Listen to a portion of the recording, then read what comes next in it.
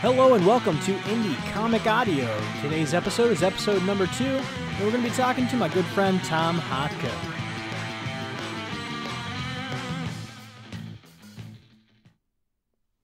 Yeah, that's right. We're going to be talking to Thom Hotka, the writer and illustrator of Nextuus, The Search for the Ocean Shard. You can find his webcomic online at Nextuus, Nextuus.com, or 515comics.com. And so I think we're just going to dive straight into the conversation. We're going to be talking about things ranging from his webcomic to publishing his webcomic, comicons, and just his general experiences making this comic for the last about 10 years. So hope you enjoy it. Here goes. So, Thom. Yes. You have a comic called Nextuus. I'm looking at it up on my shelf. That's why I'm gazing up there. It's in the middle of the top shelf. Oh, yes. Next to my my antique book. Well, it's 2 books away from my antique books. Those 4 books. They're antique books about graphic design and typography. That's kind of cool. Yeah.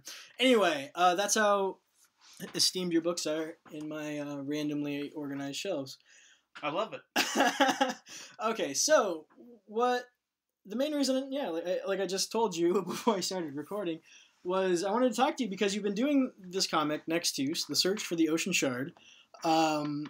How long have you been doing this? So it's my 9th year doing it. So come December, wow, it will be 10 years of Nextuus, The Search for the Ocean Shard. Wow, you've been doing this as long as I've been married. Wow. Yeah. It's startling to consider. I mean, and that's not even as long as I've been making comics or even web comics. Yeah.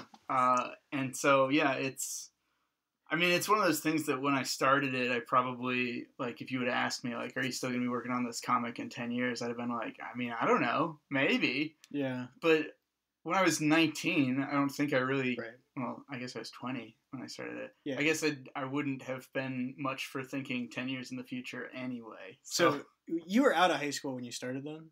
Yeah. But you started the ideas for it in high school, didn't you? Yeah. With Roy? A lot of the characters developed in middle school and high school. Okay. And I was doing comics. I mean, I've been drawing comics since I was a little kid, but I've been doing comics that would become this version of Nextuus. Well, I guess just out of high school is when I started. So cool. So I've been doing Nextuus-like stuff for about 12 years. Okay. I was going to say, because I thought I remembered it was like Elroy before that. And I don't know if I ever actually saw any completed like panels of it. Well, they never really got to a nice point of completion. No, they were not good drawings. No. No, yeah, it was called The Horrible Adventures of Elroy.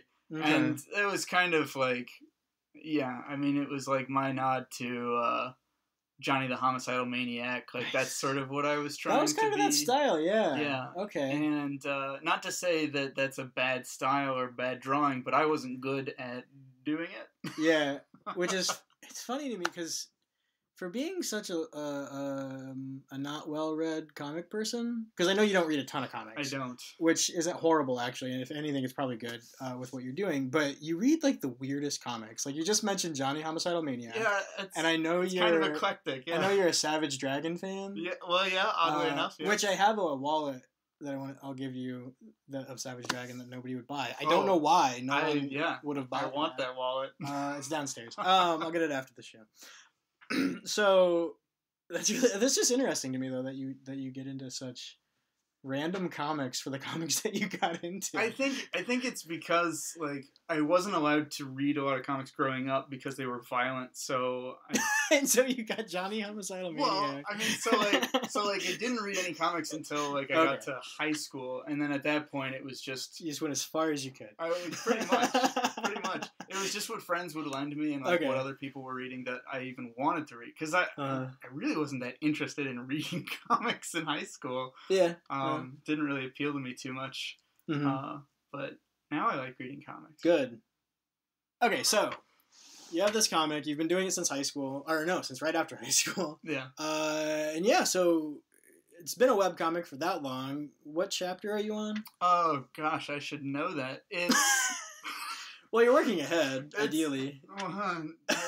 Yeah, I should be, right? So if you want to know the inner workings of this webcomic and anything Thom is doing, and you'd get this joke that I just said, if you head over to YouTube and you look for his channel, Nightquill Dreamer, I'll have to edit that if I'm wrong, and I'm not. No, that's so I had the hardest time finding you until I remembered that was your old username. Yeah. So anyway, yeah, head over to YouTube, not right now, and look for that. Actually, no, I'll have a link in the show notes. So head over to my show notes, which will be Indie Comic Audio / episode number 2, not number 2, but episode 2. All right. So anyway, now that that's out of the way, you have also been publishing this webcomic, though, into books. Yes, indeed. So how long have you been doing that? That started probably, I think it was 5 years ago that I put together, and, well, I started the first book probably more like 6.5 years ago, and it just took me a really long time to actually put it together. But about 5 years ago, I got the first book published, which I was driven to do by a lot of different things. I think originally it was just I had a really weird idea of how comic conventions worked, and so I thought, you don't go to comic conventions until you're a big deal and you're a big shot and people want to meet you. I didn't know anything about comic conventions. I hadn't really been to many, if any, and so I was like, well, you can't go until you already have a big fan base. And then somehow I got it in my idea, like, no, that's probably not right. And I should probably start going to these shows so that I can meet people who don't know about my comic and I can tell them about it. But I didn't want to go to a show without something.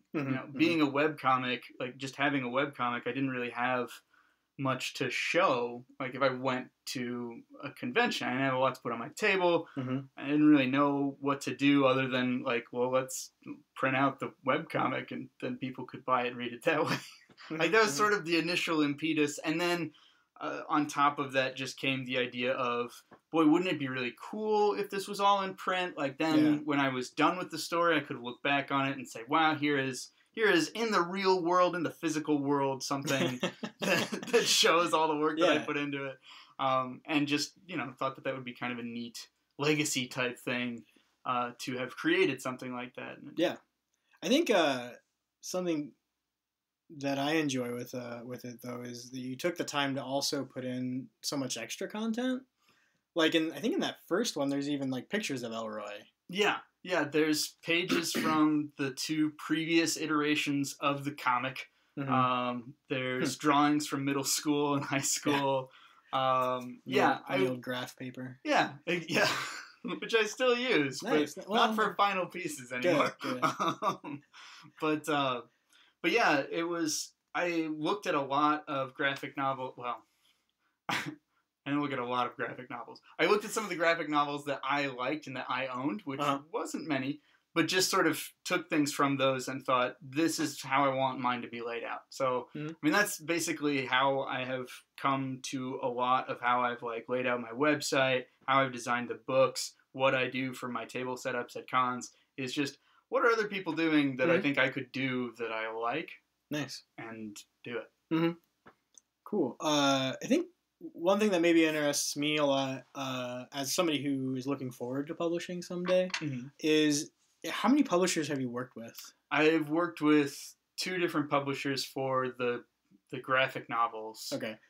That being said, you are self-publishing, working with companies that just publish. Yeah, self-publishing platforms, yeah. Right. Yeah, I started with CreateSpace, which is Amazon's publishing platform.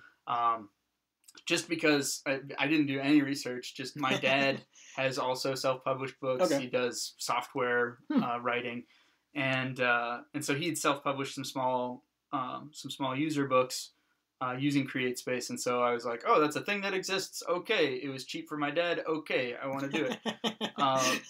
But I learned pretty quickly that my books cost a lot more to publish through CreateSpace than my dad's books did, which were, 100 to 150 pages long and black and white and mostly text. Mine were going to be significantly longer than that with full color on every single page. And much larger, twice as large as far as the actual size of the book goes. So, yeah, so CreateSpace was a great platform to start out with. It was very easy to use. There weren't a lot of upfront costs, which I really liked. That is nice, yeah. But each individual book cost a lot more. Going to shows and meeting other people who produce their own books and self-publish their own books. I heard about the platform that I use now, which is Ingram Spark, which used to be known as Lightning Source. It's the other one, basically. And yeah, with those, it's a change in the thickness of the paper. And there's more upfront costs. You got to buy your own ISBNs. You gotta buy, basically every time you want to produce a book with them, you pay a small fee of basically like a processing fee of, yes, you're going to create this book for me, and then I'm going to get copies printed, which CreateSpace doesn't have either of those. CreateSpace provides you with ISBNs, but CreateSpace ISBNs are tied to CreateSpace. So other book buyers, bookstores can identify, without even seeing your book, that it's a book that's published by Amazon. Which means that certain stores, certain companies won't buy them. Barnes & Noble's in direct competition with Amazon. I don't usually like buying Amazon books. Or so I've been told. I never tried to sell any of my books personally. But yeah, so I went with Ingram because even though they have those upfront costs, it cost about half as much to produce my books, and so made it much easier for me to start offering better deals on my books, offering discounts if people buy multiple volumes of the books, and yeah, so I made that switch. Nice, yeah. There's something that popped in my head when you were talking, and you just kept talking. You'll find I do that. Yeah.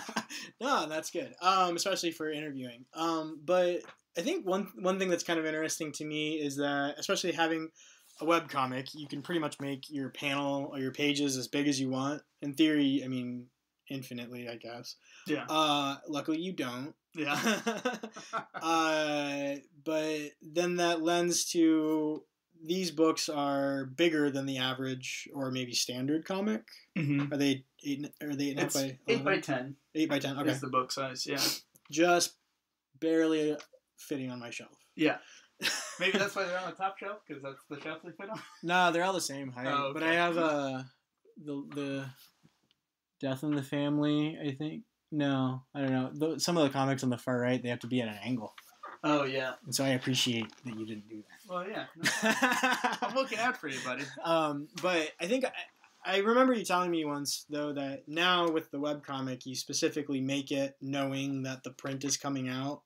Yes. And so that transition and getting it prepped is a lot smoother. Yeah, for sure. The first book had a lot of resizing and like shifting around of panels and where the text boxes go, because I had no idea when I started that I was going to print a graphic novel. I thought maybe I would do single issues. That's why I have a chapter format. That's the only reason Nextuus is in chapter format, is because when I started, I was like, well, I guess I'll break it into like issue sizes, because why not? I mean, that's what you do. And if you've noticed, all chapters are completely different in length. The first one was 22 pages, which I really tried to shoot for. Yeah. And the rest of them was just like, well, it's just going to be as long as it's going to be. Like a normal book, I guess. I suppose. Yeah. But yeah, so those earliest chapters, I didn't really have a format in mind, like a print format really in mind. And so, yeah, I would just scan them, and whatever size they fit in on the scanner, like whatever, because it's all, I just draw it all on one page, because I'm lazy. Oh man, I can't imagine how hard that was then to make into that book format. The first one was really, really hard. Okay. But I think it was around chapter 9 that I was making volume 1. Okay. And at that point, I started adjusting my scans so that they were always the same size, And I started to take into account things like maybe don't put the text box right at the upper edge or the lower edge or either any of the edges. Do you keep in mind like which it'll be like a right or a left page now? No, I really don't. I do try not to go too extreme one way or the other. Most of his text boxes, I don't really care if the images go too far one way or the other. That's easy enough to move around. Yeah, so I'm on the website, and he's on page 854. That's impressive, man. I gotta say, you're probably about like 60% of my inspiration for why I want to make comics. Just kind of high praise. Yeah. Well, having stories in my head helps. Yeah. But just being able to see somebody who's kind of done it, and I guess you're not done yet, but it definitely seems like it's attainable for you to get a whole story out like that. Yeah. And I haven't even. I mean, I guess I kind of started mine. It was on your website for a while, and then I stopped it because life. Yeah. But anyway, I need to write my questions down. So you have these comics in print, and one thing I want to mention, I guess, was you did all 3 with Kickstarter. No, actually, the first one was I just did it. Well, and you said it was cheaper, no upfront cost. Yeah, but I didn't know what I was doing, so I just ordered. Like the thing is, here's the thing: with print to order, with these self-publishing platforms that I utilize, both of them are the same in this regard. There is no price break. Okay. It's print to order, which just means that if I order 1 copy, it's going to cost X amount. Mm-hmm. If I order 1,000 copies, they each cost X amount. There's no price break at all. That stinks. Which is kind of bad if you're thinking about selling 1,000 books. Yeah. Because then you have to pay for 1,000 books. Right. But from a small business perspective where I live in Iowa and I'm doing this by myself and I don't have people promoting for me, I don't want 1,000 books sitting around in my house waiting for me to sell them. I don't even want 200 books sitting around in my house waiting for me to sell them. Yeah. So doing print to order makes it so that I can get as many as I need for convention season and try and sell through those and order more if I need to. Right. And I'm still, this is my 5th year probably. It's 5th. We'll say it's my 5th year going to conventions, and I'm still sort of working out like how many books do I need to take to shows with me, and how many books do I need to have ordered before I start going to conventions, and it depends on what shows you go to and all that good stuff. So if I had just hundreds of books sitting around at my house, I wouldn't have to worry about that. And if I could have gotten a price break on those, that would be great. Yeah. But then you're still in a big hole until you actually sell most of those books. Right. And that was a great segue into cons. Yeah. You're darn right it was. So you've been going for 5 years, and I know I've only seen you at a couple. So we can only prove that you've been to a couple. Right. But so you've gone, I know, to SpringCon, Icon, now the Midwest Con here in Des Moines. You've gone to the one in Kansas City. Yep, Planet Comic Con. I've done Planet Comic Con several years now. And then there's another one down south. No. The first 2 years. St. Louis. The first 2 years I went to the St. Louis show. What was that called? It was called Project Comic Con. It was a good show. Yeah. But it was pretty far. I don't really enjoy traveling. St. Louis, so it was a little bit further of a trip for me. It's a bit of a trip. It's more like 4.5, 5 hours. Yeah. Okay. Okay. So what other shows have I gone to? Have you gone to Chicago at all? I've not gone to Chicago. How have you not been to C2E2? Like, it's on my list. We have friends who go to C2E2. I'm really intimidated by Chicago, mostly. Here's the thing, I drive myself to most of these. I've only recently started trying to carpool more because I don't actually care for driving long distances. I have a lot of anxiety when it comes to good friends. Yeah, I love because you like driving. But I get really anxious, especially if I'm in a place that I'm not familiar with. The first time I went to Minneapolis, St. Paul for SpringCon, I about lost my mind. I was just so terrified. It's a 4-hour drive for us, I guess. Yeah, it was a longer drive, and then when I got there was all this construction, and it was rush hour, and I just did not know what the hell I was doing. I'm much more confident now, but I've still just kind of put off Chicago because I've been like, it's so far, and it's kind of a big trip, but it's really not that much further than other places. It's 4 hours. Gone to. Yeah, because it's about as far as it would be to go to SpringCon, and yeah, I've heard pretty good things about CTV too, and there's a lot of shows in Chicago that I should really not just that one make use of. That's just the big one, isn't it? I think so. Yeah. It's the one that most of the people that I know that go to cons go to. Well, it makes like national news. I feel like. I mean, I don't know. Maybe not. I feel like it's one of the bigger shows. I mean, I'm showing my ignorance because I don't really know much about shows outside of the 4-state area, but Iowa. But yeah, Iowa. Yeah, cons though. I think I'm really interested in comicons in general, just because it was when I came to see you at Icon. It's probably 3 years ago now, which makes me sad. No, it was 2. Yeah, it was 2 years ago because it was at the event center. Yeah. Anyway, I came and saw you, and I was just like, hey, I'm here. I might as well see what's going on, kind of thing. Mm-hmm. And honestly, I really just came to see you. So anyway, and it was funny because like the first guy I went up to, I was really surprised at his comic, and I don't remember who he was or what the comic was. I just remember a guy standing next to a motorcycle on the cover, which is like standard, I feel like. There's a lot of. I got at least 3 chapters that start with that on the cover. You should. You should do. You should make a cover of that. But yeah, anyway, and so I went over and I ended up running into those Minneapolis fellows from the TC3.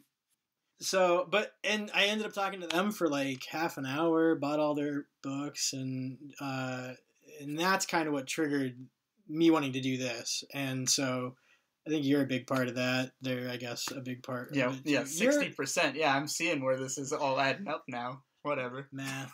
No, but it was just you're kind of what opened that door to me, though, because I always knew I liked Wolverine and the X-Men, but I don't think I ever realized like, hey, those were like dumb little ideas at one point, and it's cool being able to experience that and going to a con. It's just being immersed in that is just it's definitely one of the weirdest things sometimes, and just it's just fun. Yeah.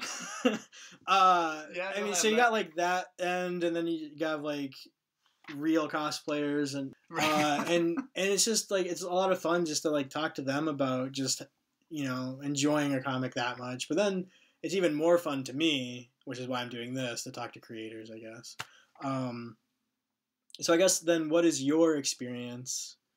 Let's segue this into a real question. Sure. And not just me talking, but what is, I guess, your experience in a booth at Comic-Con? Because I know you've had a couple lame cons. Yeah, let's just for sure call them that. But maybe where the question is in this. But I guess just what is your experience with going to so many cons and setting up? Well, as a creator, like, there's so much to be learned from going to conventions, and there's so much to utilize. I mean, like, when I first went, my primary goal was just, like, get my name out there and maybe sell some books, which turned out to be a really good goal because I didn't sell a lot of books, but I handed out a lot of stuff, and a lot of people heard about Nextuus that hadn't before. So maybe a good suggestion there is to make sure you have, and I think when I did craft shows, a big suggestion was to always have cheap items, and maybe for you having those free items. Yeah. Because I know you had a primer that you handed out, or was that like a book? At the first show, I had the big book, Volume 1, which at the time I was selling for $25 because that's steep. It was I mean, for what it is, I mean, people not knowing who you are. Exactly. It's one book. They don't know if you're going to keep doing it. Put a lot. And I mean, I still sell it for $20, but at least that's a bill amount. Right. So it's a little more likely. That's a good point. Which that was a lesson I learned at a convention. Yeah. Was, hey, you should probably try selling that for $20 and maybe some people will buy it. Yeah. It's surprising like how like just adding that extra bill changes it. And probably even if you just sold it for like $21, like you're probably still catching people with $20. Oh yeah. I would bet. Because I think I ran into that problem with my craft shows, which I was dealing with actually a $25 item, which I ended up lowering to $20. Yeah. And it's funny how many, like just $5, how much that changes. Like, and you end up selling more items.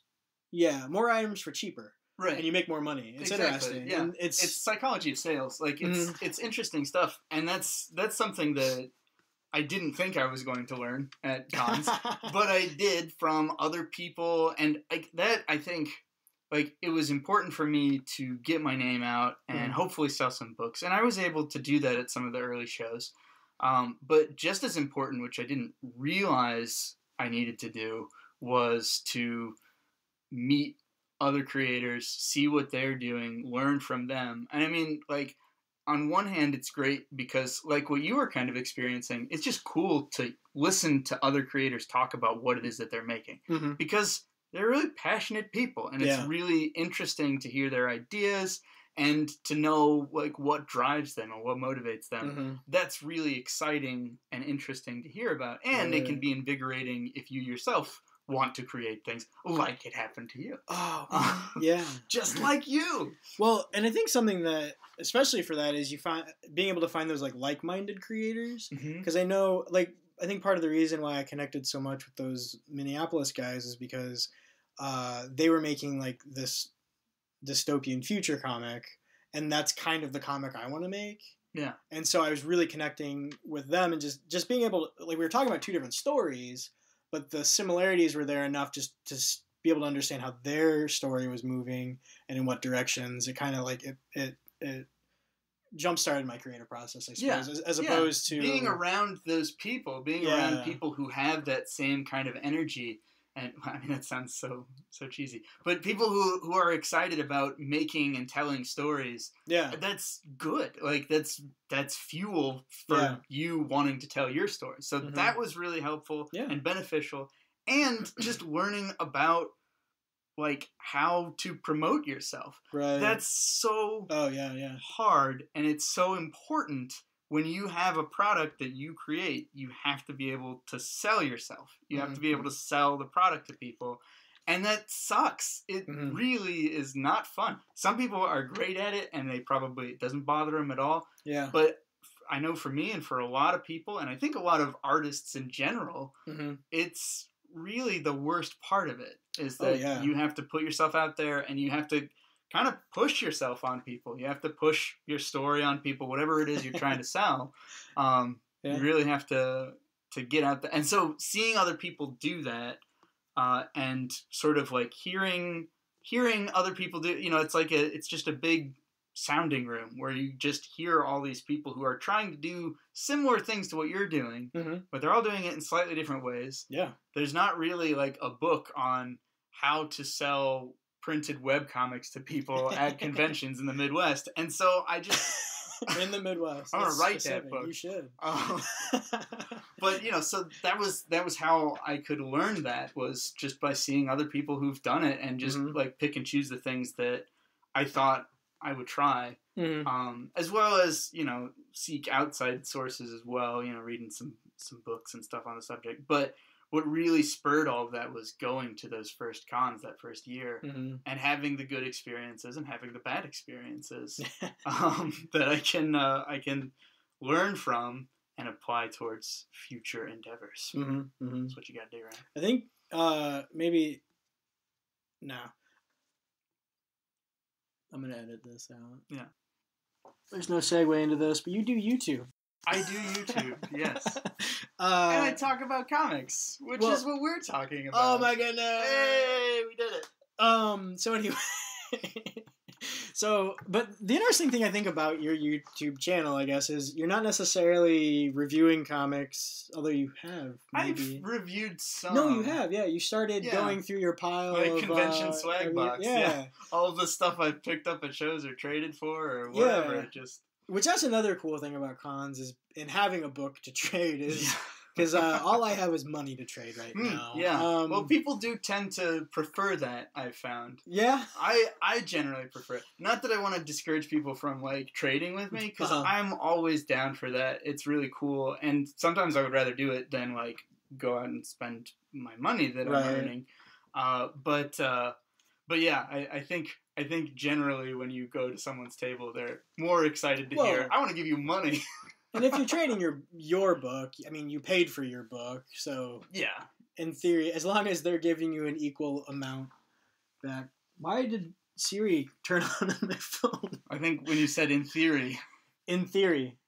Oh, theory, Siri. Wow, that's loose, Siri. Just put my phone away.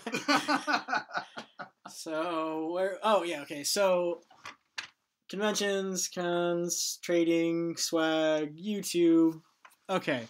But the interesting thing I think about what you do on YouTube, one, is that you're consistent with it. Man, you are a man of consistencies.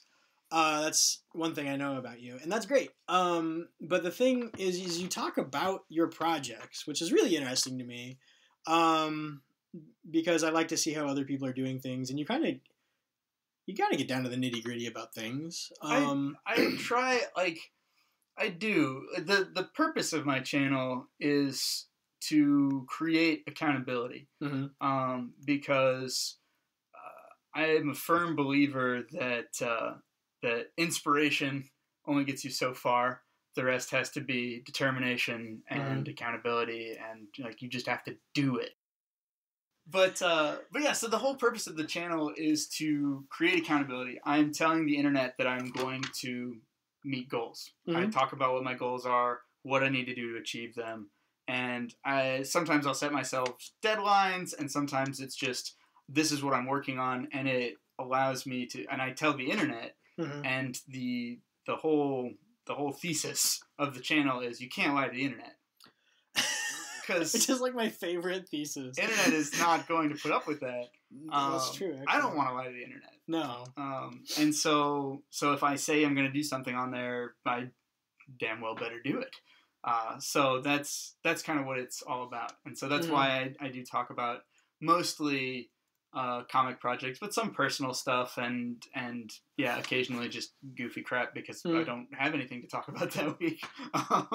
Yeah. So. And I know like this last summer, like you were just biking to work or trekking to work. Yeah. Was it a tricycle? It was my trek. It was a tricycle? Yeah. Oh, I thought you were just being weird. No. I have one of those recumbent trikes with the two wheels in front. Oh, that makes your bike accident sound way worse. Oh, dude, it sucked. It sucked so bad. So Tom got in you hit like a bump or something? You were going really fast, I understand. It was so stupid. Flipped twice? I was speeding up to clock on one of those speed trap things.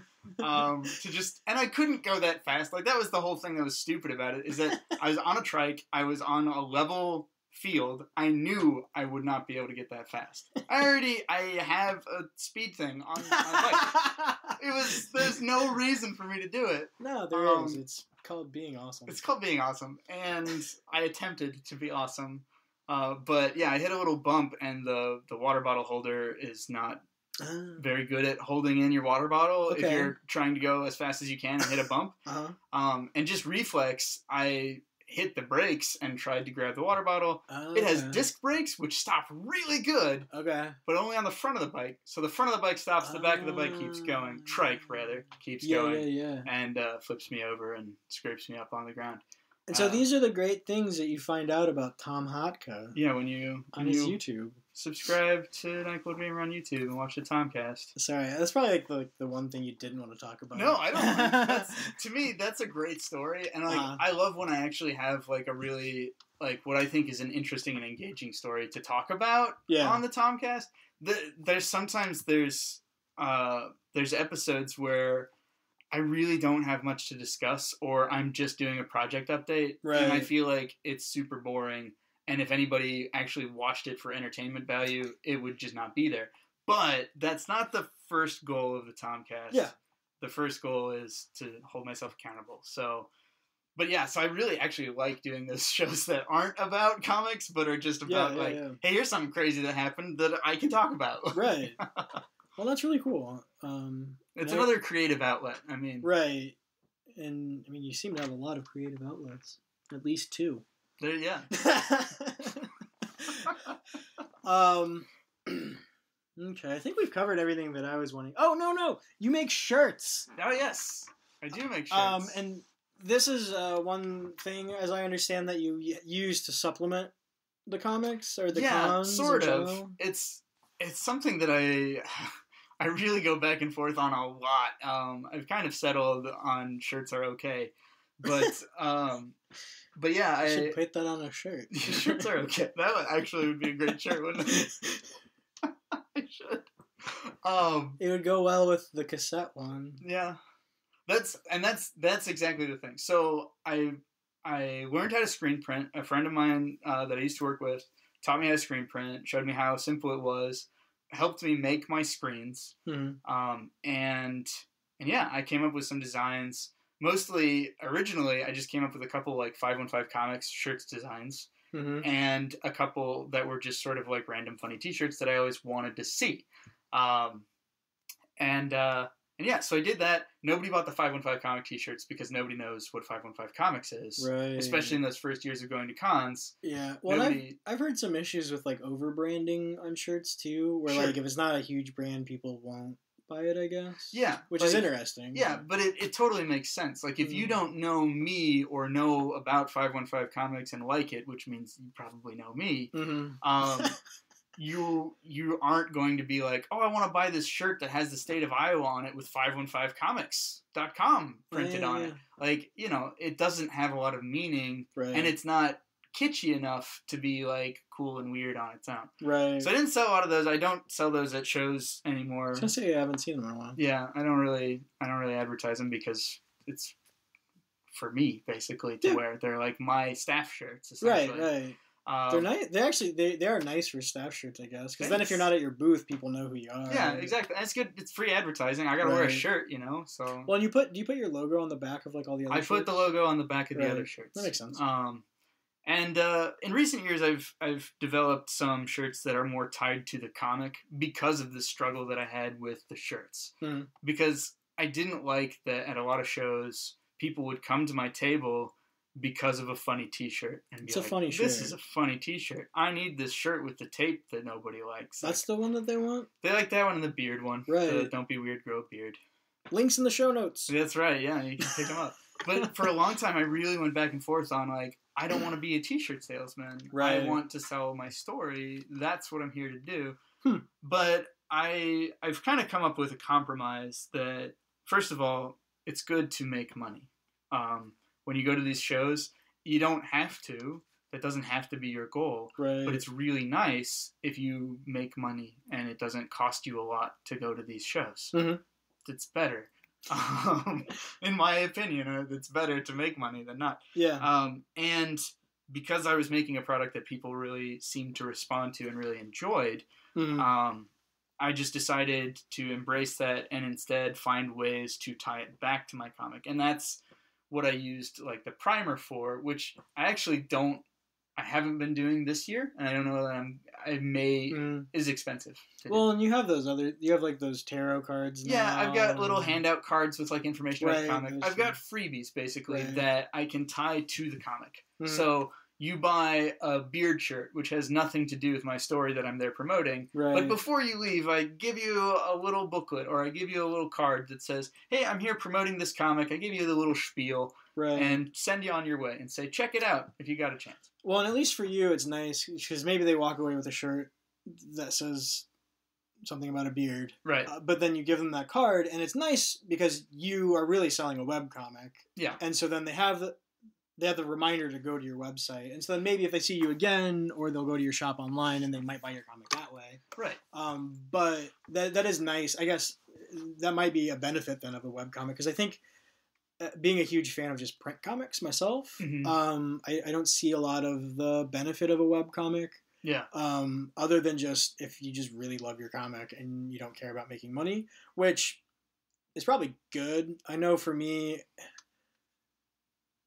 Well, I don't know. I think for me, I don't necessarily want to make the money, but for some reason, it's just that is the word ephemera of having a print comic. I don't know, but just that feeling of like I'm old.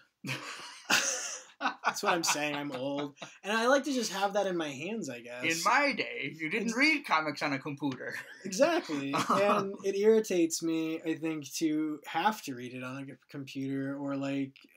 like Comixology, I'm actually really torn over, or just things like that, because being a web programmer, like I'm really into that, and it's really cool to me, especially like with Comixology, they have like animation effects that you can do, and that adds the value maybe. But you can control how someone's eye falls upon the page. Yeah, which is interesting. Which is very interesting. Although some might, some traditionalists might argue that it's lazy, because you don't have to design a page for the eye to follow a certain way. That's a good point. You can just force the eye to follow a certain way. Yeah. I don't necessarily subscribe to that. I just think it's cool. No, it is cool.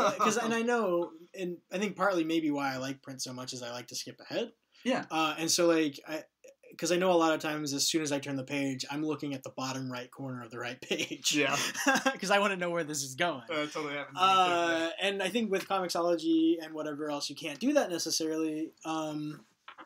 And yeah, I don't know. And just the whole pinching and zooming, like, because especially if it's a comic that's not designed for it, it's kind of annoying. And I know I've seen a couple comics that were specifically designed for Comixology, and they looked amazing. Yeah. But the other ones, not so much. Yeah, so. It's sort of a pain to read them that way.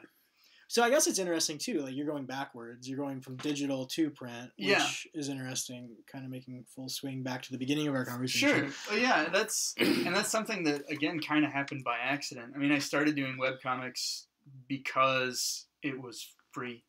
Yeah. Initially, I had a free website that someone else had made and just said that I could use. And taught me how to upload things onto it, and ever since I've kept it pretty cheap as far as the actual site and maintenance goes. Mm-hmm. But yeah, like, it doesn't cost me anything but my time and effort to produce a comic. Whereas if I started in print, it would have gone even slower. And I was pretty slow starting out with my comic. So if you coupled my very weak update schedule that didn't really exist when I started the comic, with not actually being able to see any of those, like, for anyone but me or people directly relating to me, not being able to see any of those until, several years. If we still went, the first 5 chapters took me probably several years to complete, because I wasn't doing 3 pages a week. I was doing one page a week, or 1 page every couple weeks, or just whatever the hell I wanted.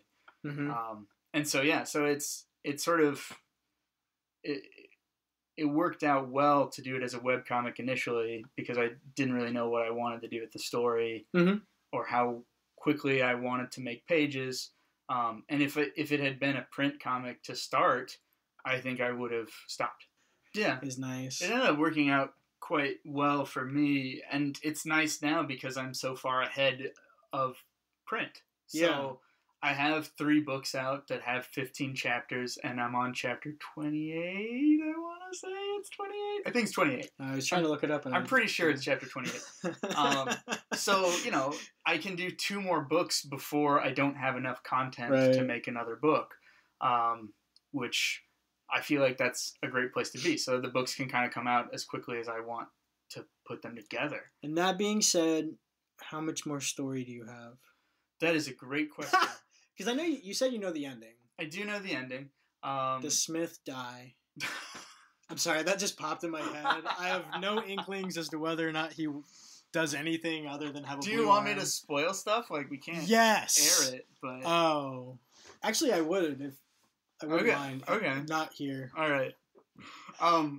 You only mentioned Kickstarter, and then we kind of got sidetracked. Oh, yeah. That's, I really wanted to talk about Kickstarter, for sure.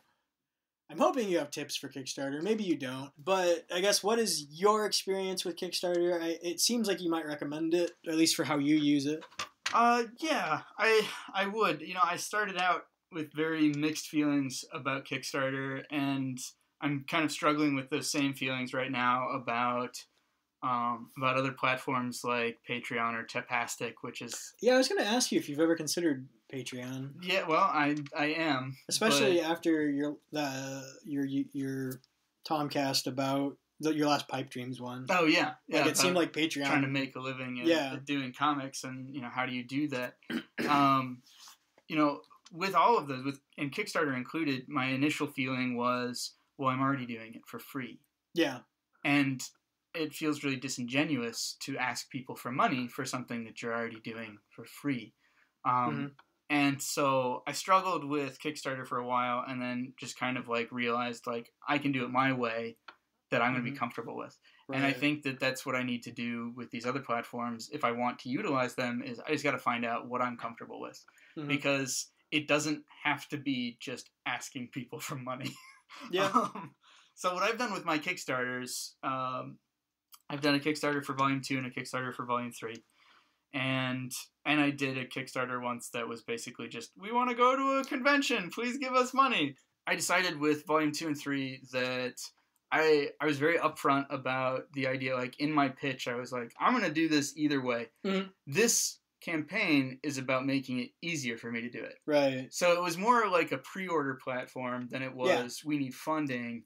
It was, hey, if you buy this ahead of time, you'll get some of the first copies, they'll be signed, and with the profits that I make from just selling the books at cost plus shipping, I will be able to buy more books to take with me to conventions, and it helps my small business work.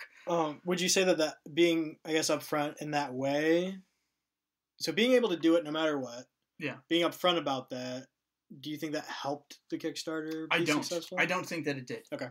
It helped me do it. It helped me as a person. It helped me be comfortable doing it, because I've really not liked the idea of just, because again, it's like I'm doing this either way. Right. It is not contingent on this Kickstarter at all, and I've personally felt, and I'm not casting blame on anybody, I've not seen other people do it, and I've been like, they don't need that money. Like, that's not what it's about. I just felt bad because it's like, I will make this happen regardless. I think, how much money, I can ask you because it was on Kickstarter. Yeah. How much money did you ask for? I asked for $500, but okay, and that seems really low to me. It was really low. Because I think, like, I just backed one that was $1,000, which still seems low to me now that I think about it too, because I feel like most comics that I see on there are like $5,000 or more. Yeah. Which whenever I see, especially after you've done it, and I see that, I'm just like, what are they doing with this money? That is a great question, and I do not always know. I was thinking after this last one, because this last one overfunded a little bit, I was thinking... Shh. Is that not okay to say? Is that not... Because, well, but again, like, the thing is that people got to pre-order the book, and all of the profit that I made from those sales got to buy additional copies of the books and make it so that I could go to conventions and sell those books. Right. That's what I use it for. So if I sell more books than what I project, if I get more than the $500 I ask for, I just get to buy more copies of books and fund more trips to conventions. So then, on an economics level, the money that you make goes directly back into the business? I don't make a profit? I don't make any money. I don't get paid for my time. I think you need to rethink this when looking back on your pipe dream. Well, but that's what that pipe dream was about. Right. Is this even something that I need to do to make money? Well, and so that's, so to go back to the Kickstarter for a second, right? Like, the reason I've not asked for a lot of money, I did think that maybe the next time I do one of these, I'll put a higher goal, because that does, I mean, it does encourage people to help you, and you're getting close to the goal, right? And, you know, like, you can get more money, and that's great because more people are buying my book, and then I can buy more books to sell to more people, and it works. And I've never done a Kickstarter myself, and so if you don't get funded, do you get any money? No, not through Kickstarter. Okay. There are other, like, GoFundMe. I think you still get whatever is raised, but but again, Kickstarter was just the one I knew about, right? So now I'm comfortable with it. 5 years ago, so yeah. But yeah, I don't know what other people, like, I've looked at some other Kickstarters, and I'm not sure exactly what the money goes towards in those cases. Do you have a lot of giveaways? Because I know you were giving away PDFs, print copies, the tarot cards, maybe? No? No. So you didn't have a ton of extras, and maybe that's the difference. That's part of it. You know, I don't think of myself as an artist per se, and so I don't do things like, oh, you can, if you do this, you'll get a free sketch or free whatever. You did these posters. I did the prints for the second book. I didn't do the prints for the third book. Yeah. I think I had, if you did a small amount, I'd send you a small version of the third book print that's like that. Okay. I didn't, because you were one of the only people who backed for. Really? Well, you were the only person who backed for a poster size one. Really? Yep. Oh, and as you can tell, it's still in the cardboard. It's mostly because Kelsey doesn't like the masks. Oh, yeah. Yeah, so if you read Thom's comic, there are scary mask people. Yes. And for the longest time when I read your comic, I thought they were Wayrikes. But until our mutual friend Matt pointed it out to me, like, no, read it. How would you pronounce that? Oh, it's Waywakrai. It's okay. I always like to tell people with all of my made-up words, you can say it however you want to say it. It's a made-up word. Yeah. And I just sound it out and spell it out. I don't follow rules of grammar or phonetics or anything. So however you say it is fine. So yeah. So okay. So if you do another Kickstarter, you'll do it for more money. You think? I might, okay. But at the same time, I feel like the 500 goal has worked out really, really well. Yeah. I've achieved both of those goals, and they've allowed me to get more comics and go to more shows. So you've done 2 for the books. 2 for the books. And then the third one was the first one was the trip to my first spring con. Yeah. Right. We've talked about your website. Let's get this down. Nextuus.com. I'm not going to say how to spell it. You have a YouTube channel that is the Tomcast, but the channel is NyQuil Dreamer. Yeah, well. So yeah, okay, Nextuus.com. Also 515comics.com will be the easier one to get to, maybe. Yeah, that's why I kept that site name. Right, because it's just a bookmark to get to Nextuus at this point. Yeah. Which, we laugh, but at one time it was, I mean, you had a bunch of comics on there. Yeah. Have you ever considered trying to, like, seek out other comics to put on there again? I mean, it's a little specific with being 515. Yeah, I mean, well, it's specific if you know that it's an area code. Shh. No, yeah, that's true. But I mean, at this point, it could just be a number for. Yeah, it's basically just become my like production label, you know. Anyway, so like we said, 515comics.com, Nextuus.com, NyQuil Dreamer channel on YouTube. Yep. You're on Facebook. Yeah. Is it 515 Comics on Facebook? Yeah. Okay, Facebook.com/515. Yeah. Okay. Links in the show notes. But yeah, we should probably wrap this up. We've been talking for quite some time now. Indeed. So it feels weird like signing off like audio wise. Well, you don't have to. Because I could shake your hand, but then they don't know. Well, I mean, you could just cut like at any moment, and that's the end of the episode.